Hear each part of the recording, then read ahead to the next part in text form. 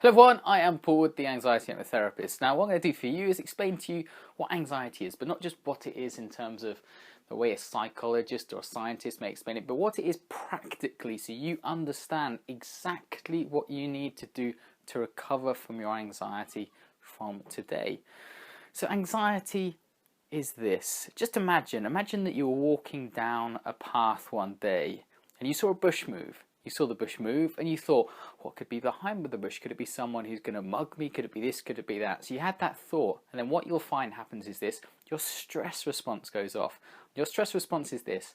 Your stress response is your body releasing certain chemicals so your energy level goes up, you're more alert, you're more aware, and you can respond quickly if you need to be. So it's a precursor to your fight or flight response going off. Now, if you then see it is a mugger, what will happen is your body will literally pump huge amounts of adrenaline, cortisol through your body. Hundreds of different physiological changes will happen. Example is pumping blood from your head down to your muscles, to your large intestines. You may feel lightheaded, you may feel confused, you may feel sick in your stomach, you may feel like throwing up, you may feel uneasy in yourself. Lots of other symptoms people experience. Some people experience warmth in strange places of their body. Some people experience tension in strange places of the body. But all these symptoms are normal for experiencing those feelings. But that's not anxiety. The stress response and that fight or flight response isn't anxiety, because you're only supposed to feel those experiences when your brain perceives that you're genuinely in a life or death situation.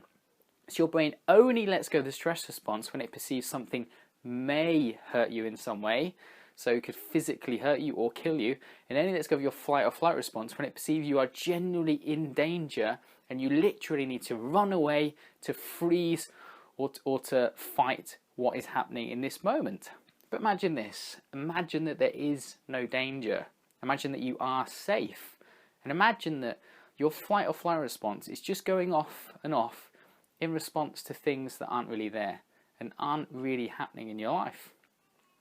And imagine that normally, if you're feeling safe in yourself, if you're feeling happy in yourself, your fight or flight response might only go off once a month. But with people who've got anxiety, it may go off 100 times a day. Now, you can imagine that this is what happens. This is anxiety. Now, your fight or flight response is anxiety. The stress response isn't anxiety. Anxiety is when your stress response continually goes off more and more and more, or your fight or flight response goes off continually more and more and more. Then what happens is this. Imagine you're feeling safe, calm and comfortable. Your fight or flight response can go off, or your stress response can go off. What will happen is your body will go back to normal and you feel calm. But if this happens, your fight or flight response goes off, or your stress response goes off, and it keeps going off, what will happen is your body does not have the time to physiologically go back to your normal state. For example, when cortisol is released into your bloodstream, it can take up to 36 hours to get your body back to how it was before. So if you have a huge fight or flight response for today, it won't be for 36 hours till your body is as calm and relaxed as it was, 5 seconds ago. So you can imagine if someone has that response going off over and over and over again, eventually what happens is this: their body's completely out of balance and they feel in a deep state of unease, uncomfortable with themselves, because their emotions and the hormone levels are completely out of balance.